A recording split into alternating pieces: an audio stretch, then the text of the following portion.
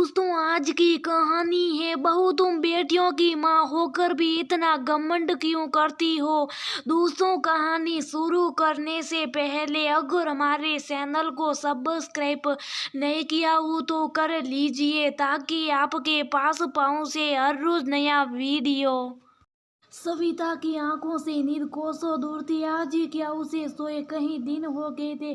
कभी बिस्तर में लेटती निढाल हो जाने वाली सविता कहीं दिनों से ढंग से सो नहीं पा रही थी। साथ रहते अपने पति पर उसकी नजर गई। आंख मुंदे लेटे थे वो, लेकिन सविता को पता था सोए वह भी नहीं, सिर्फ सोने का स्वांग कर रहे। कई दिनों से घर का जो माहौल था उसमें कोई सो भी कैसे सकता है।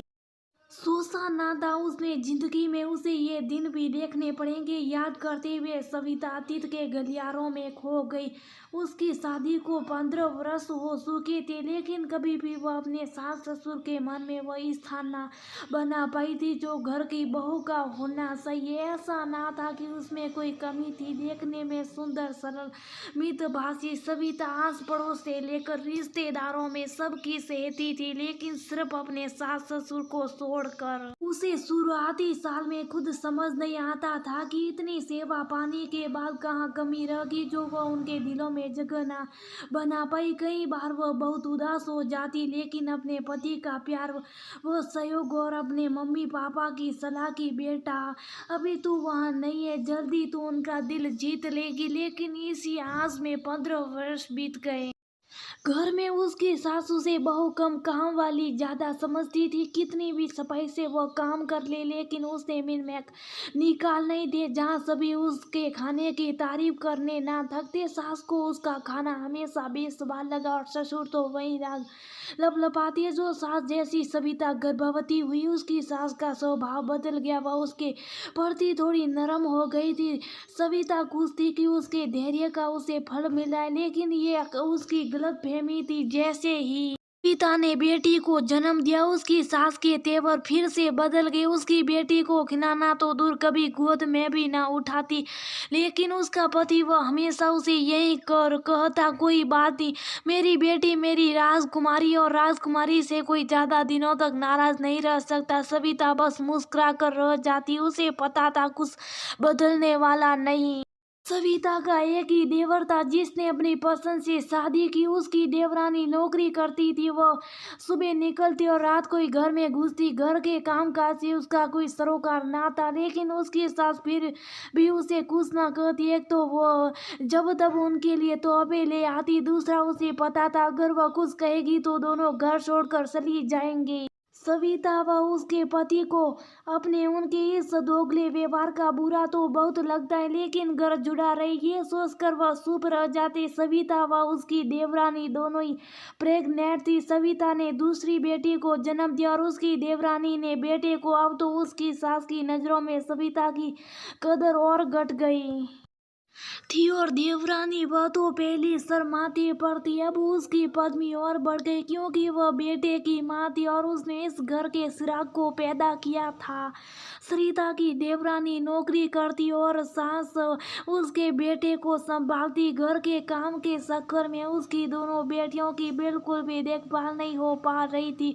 पति पत्नी दोनों इस बात से बहुत परेशान थे। सरिता के पति को यकीन नहीं हो रहा था कि उसकी माँ बच्चों में भी इतना फर्क कर सकती हैं। भी सविता की देवरानी ने दूसरी जगह फ्लैट ले लिया। सविता के सास ससुर अपने पोते की देखभाल के लिए उनके साथ ही चले गए।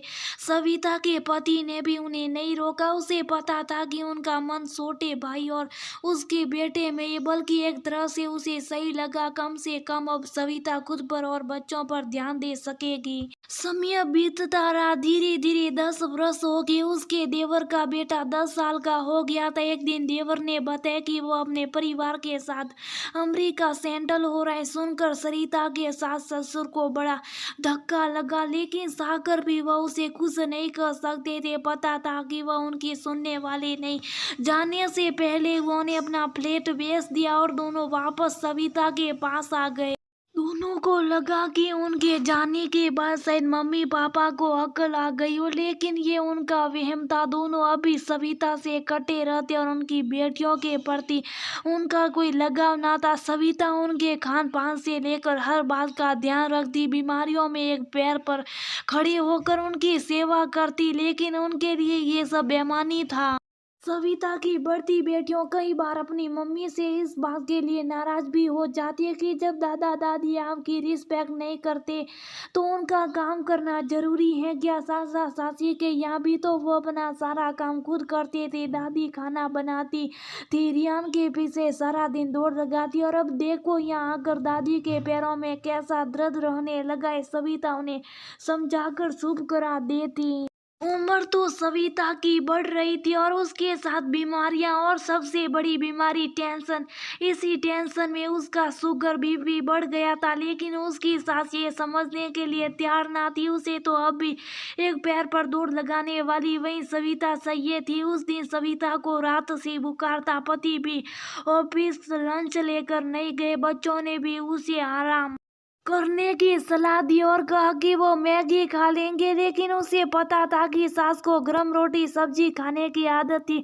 उसकी ऐसी हालत ना थी। उसने किसी तरह उठकर उनके लिए खाना बनाया, रोटियां कैसरोल में रख दी, खुद शाही ब्रेड और दवाई लेकर बेसुध होकर लेट गई। शाम को घर में शोर की आवाज से उसकी आंख खुली तो देखा उसकी सास चिल्ला रही थी। वो घबरा गई और किसी तरह हिम्मत जुटा बाहर आई तो देखा सास पति को रोटियां दिखाते हुए कह रही थी कि ये हमें ठंडी व बासी आटे की रोटियां खिलाती हैं। तेरी बेटियां भी बिल्कुल माँ पर गई हैं, हमारी उन्हें कोई परवाह नहीं है। अरे कितनी बार बाहर से मंगा कर खाते और हमें देना तो दूर, पूछते तक नहीं। बेटियों को ऐसी शिक्षा देखना आगे इन्हें भोगना पड़ेगा।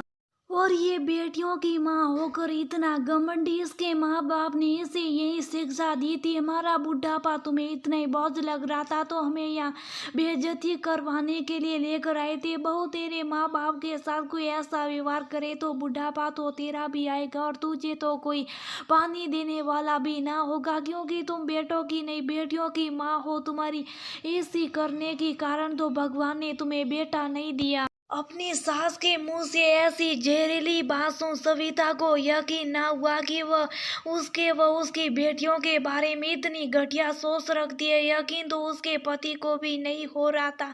सविता सब कुछ चुपचाप सुनती रही, रोती रही और फिर आखिर में बेहोश हो गई। दोनों बेटियां अपनी माँ को देख घबरा गई, लेकिन उसके सास ससुर के चेहरे पे कोई शिकन ना था।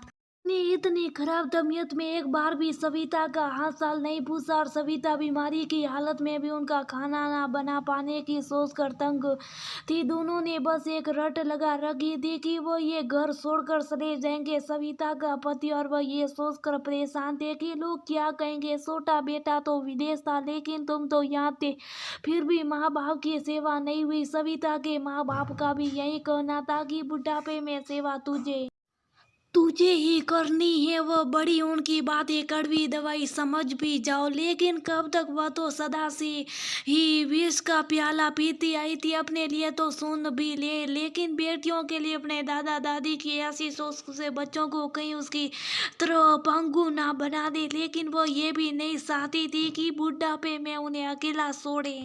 सोचते सोचते ना जाने कब उसकी आंख लग गई। सुबह बेटी ने उसे उठाया और बोली, मम्मी पापा आपको बाहर बुला रहे। इतनी सुबह क्या बात होगी।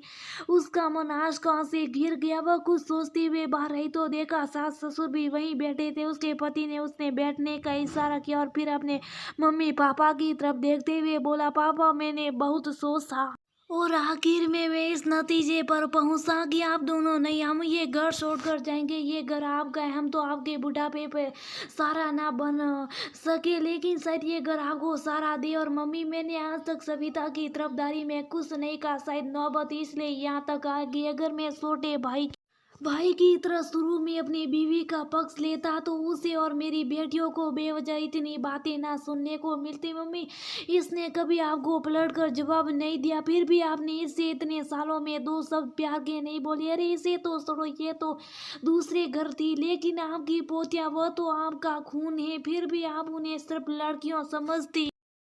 रही अपनी पोती ने, आप दोनों को शायद इन दोनों को अपनी पोती कहने में शर्म आए, लेकिन मुझे गर्व है कि मैं दो बेटियों का बाप हूँ और मेरी दोनों बेटियां मेरे बुढ़ापे का सहारा बनेगी। पापा, हम अगले हफ्ते ये घर छोड़कर चले जाएंगे। वादा करता हूँ कि दूर रहकर भी आपकी हर जरूरत का ध्यान रखने की पूरी कोशिश करूंगा। कुछ दिनों बाद ही वो परिवार सहित वहां से चले गए। हर शनिवार रविवार वो अपने मम्मी पापा के पास उनकी जरूरत का सामान लेकर आता। बुढ़ापे में वह घर और अकेलापन अब उन्हें काटने को दौड़ता। कितनी बार वो ने अपने बेटे को बच्चों को साथ लाने के लिए कहा, लेकिन वो हर बार हाथ जोड़ बस एक ही बात कहता, मैं हूं ना आपके लिए। वो दोनों सागर भी आगे ना बोल पाती, क्योंकि बुढ़ापे में अकेले रहने का फैसला तो उनका ही था। दोस्तों, जरूरी नहीं है कि बेटा बहू ही गलत हो या उनके बुरे व्यवहार के कारण बड़े बुजुर्गों का बुढ़ापा अकेले काटना पड़े। अभी तुम कई बार हमारे बड़े बुजुर्गों का व्यवहार ही बुढ़ापे में उनके अकेलेपन का कारण